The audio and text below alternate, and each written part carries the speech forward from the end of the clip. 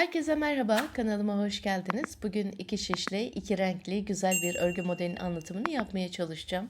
Ben modelim için iki farklı renkte bebe yünü kullanıyorum. İplerime uygun da 3 numara şiş kullanıyorum. Öncelikle modelimin kısa bir anlatımı için haroşa bir lastik hazırladım. Haroşaları ben sadece ters olarak ördüm. Hem ön yüzde hem de arka yüzde. Bu modelimizin ilmek sayısı 6. Her model 6 ilmekten oluşmaktadır. Modeli tamamlamak için artı 3 ilmek ilave ettim. Birer tane de kenarlara kenar ilmeği ekledim. Örgümün ön yüzündeyim ve birinci sırasıyla başlıyorum. Öncelikle kenar ilmeğimi örmeden aldım. Birinci sırada bütün ilmeklerimi baştan sona kadar düz olarak örüyorum. Örgümüzün ön yüzündeyiz ve bu sırada ilmeklerimizi düz örüyoruz.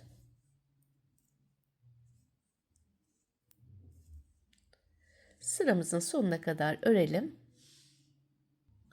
İkinci sıra arka yüze geldim. Kenar ilmeğinden sonra arka yüzde de bütün ilmeklerimi sadece ters olarak örüyorum.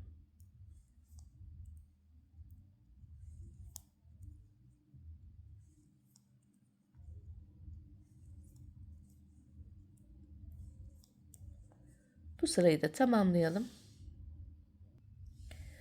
Örgümün ön yüzünde 3. sırasındayım. Kenar ilmeğinden sonra 3 ilmek düz. 1 2 3. Şimdi 3 ilmeği de birini ters örüyorum. Bir ilmek düz, bir ilmek ters. Şimdi burada bir modeli tamamlamış olduk. 3 düz, bir ters, bir düz, bir ters. Devam ediyorum ikinci modelle. 3 ilmek düz, bir ilmek ters, bir düz, bir ters. İkinci modeli de kurduktan sonra üçüncü model için 3 düz, bir ters, bir düz, bir ters. Üçüncü modeli de tamamladım. Artı 3 tane ilmeğim vardı sonda. Bunu da 3 düz olarak tamamlıyorum. Buralar hep haroşa olarak devam edecek. Kenar ilmeğimi de ters ördüm ve 3. sıramı tamamladım. Arka yüze geldiğim zaman ön yüzde düz ördüğüm ilmekleri arka yüzde tekrar düz olarak örüyorum. Ön yüzde haroşa olması için 3 ilmek düz. Şimdi burada ön yüzde bir ters, bir düz, bir ters yapmıştık. Arka yüze geldiğimiz zaman bunlar bir düz, bir ters, bir düz oldu. Düz ilmeği kendi içinden değil, bir alt sıradan batarak düz olarak örüyorum ve ilmeğimi burada bırakıyorum. Bir ilmek ters. Tekrar düz ilmeğe geldiğim zaman kendi içinden değil, bir alt sıraya batıyorum. Düz olarak örüp bırakıyorum. Birinci modeli ördükten sonra ikinci modele geçiyorum. Ön yüzde düz ördüğüm ilmekleri arka yüzde ters ama ben arka yüzde tekrar bunları düz olarak örüyorum ki ön yüzde haroşa olsun. 3 düz, tekrar bir düz, bir ters, bir düz. Hemen bir alt sıraya batıyorum. Düz olarak ördüm. Bir ilmek ters, düzü tekrar alt sıradaki boşluğundan ilmeğimi çıkartıp bırakıyorum. Arka yüzümüz de bu şekilde devam ediyor. Sırayı tamamlayıp gelelim. Modelin 5. sırası ön yüzündeyim. Kenar ilmeğinden sonra 3 ilmek düz. 1 2 3. Bu 3 ilmek hem ön yüzde hem de arka yüzde hep düz olarak örülmeye devam ediyor. Bir ters bir düz ilmeğim var. Ön yüzde bunları tekrar bir ters, bir düz, bir ters olarak örüyorum. İkinci modele geçtiğim zaman 1 2 3 düz, 1 ters, 1 düz, 1 ters. Kalan diğer modelleri de aynı şekilde örüp sıramızı tamamlayalım. 6. sıra arka yüze geldim. Kenar ilmeğinden sonra ters görünen ilmekleri tekrar düz olarak örüyorum. 3 ilmek düz. Burada düz, ters ve düz ilmeğim var. Düz ilmeği kendi içinden değil bir alt sıradan batarak düz olarak örüp bırakıyorum. 1 ilmek ters. Tekrar düze geldiğim zaman bir alt sıradan batıyorum. Düz örüp bırakıyorum. İkinci modele geçtiğim zaman 3 düz. Burada da bir düz, bir ters ilmeklerim var. Düzü bir alt sıradan batarak düz örüp bırakıyorum. Bir ilmek ters.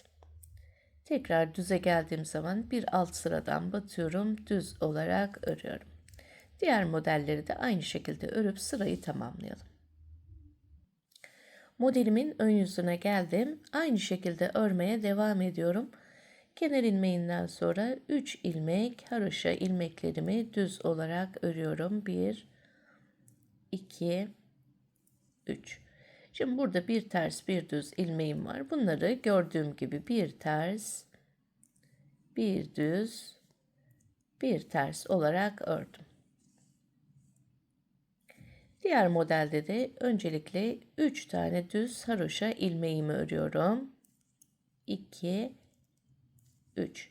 Ters düze geldiğim zaman gördüğüm gibi örüyorum. Bir ters, bir düz, bir ilmek ters. Diğer kalan modelleri de aynı şekilde örüp sırayı tamamlayalım. Örgümün arka yüzüyle devam ediyorum. Öncelikle haroşa ilmeklerimi örüyorum. 3 ilmek düz, 2, 3. Düz, ters ve düz ilmeğime geldim.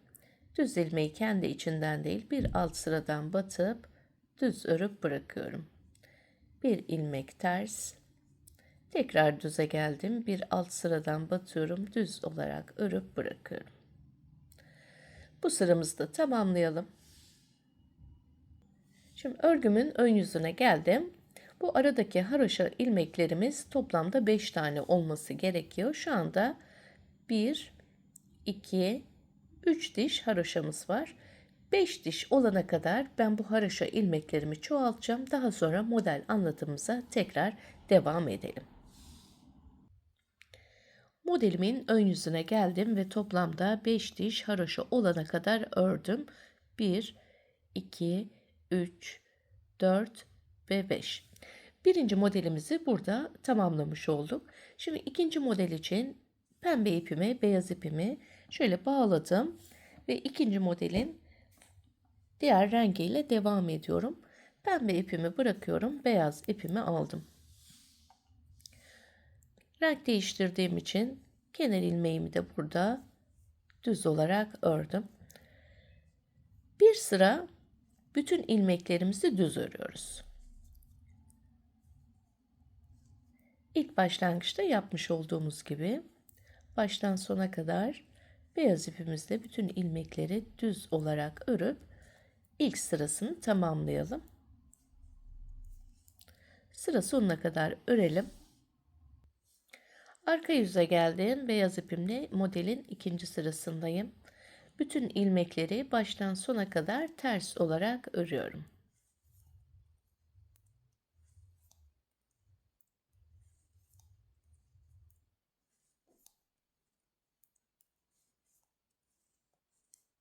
Tamamlayalım sıramızı. Örgümün 3. sırası ön yüze geldim. Beyaz ipimizle ön yüzde bir sıra düz ördük. Arka yüzde de bir sıra ters ördük. Tekrar ön yüze geldim. Kenar ilmeğimi örmeden alıyorum. Aynı şekilde örmeye devam ediyorum. 3 ilmek düz örüyorum. Haroşa ilmeklerimi 1, 2, 3. Burada bir ters, bir düz, bir ters örüyorum. Bir ters, bir düz, bir ilmek ters. Birinci modeli ördükten sonra ikinci model için tekrar 3 ilmek düz, 1, 2, 3. Bir ilmek ters, bir ilmek düz, bir ilmek ters. İkinci modeli de ördük. Aynı şekilde üçüncü modeli de örerek bu sıramızı da tamamlayalım. Modelin arka yüzündeyim. Kenar ilmeğinden sonra 3 tane ters görünen ilmeğimi ön yüzde düz örmüştüm. Arka yüzde de tekrar haroşa olması için düz örüyorum. 1, 2, 3. Bir düz, bir ters, bir düz ilmeğim var. Düz ilmeği kendi içinden değil bir alt sıradan batıp düz örüp bırakıyorum. Bir ilmek ters. Tekrar düz ilmeğe geldiğim zaman kendi içinden değil bir alt sıraya batarak düz örüp bırakıyorum. İlk modelde örmüş olduğumuz gibi aynı şekilde devam ediyor. İkinci modele geçtiğim zaman 3 düz haroşa ilmeklerimi ördüm. Tekrar düz ilmeğe geldiğim zaman bir alt sıradan batıp düz örüp bırakıyorum. Bir ilmek ters, düzü tekrar bir alt sıradan batıp düz olarak örüp bırakıyorum. Sıra sonuna kadar örelim. Örgümün ön yüzündeyim. Modeli aynı şekilde örmeye devam ediyoruz. Ön yüzden bir kez daha birlikte örelim. Kalan sıraları da yine bir alt sıralara bakarak tekrar edebilirsiniz. Kenar ilmeğinden sonra 3 ilmek haroşa ilmeklerimi düz olarak örüyorum. Düz ters ilmeklerime geldim. Öncelikle bir ters, bir düz ve bir ters. Bu şekilde örüyoruz. Toplamda dediğim gibi 5 diş haroşa yapıyoruz ve ikinci modeli de tamamlamış oluyoruz. Evet arkadaşlar, modelimizin anlatımını yaptım. Umarım anlaşılır olmuştur. Oldukça kolay, çok da güzel bir model. Hem çocuk örgülerinde hem de yetişkin örgülerinde kullanabilirsiniz. Bayan, çocuk her türlü örgüye yakışır. Ben daha önce bunu tek renkli olarak örmüştüm. Çok da beğenildi. Ve bunu iki renkli olarak tekrar örmek istedim.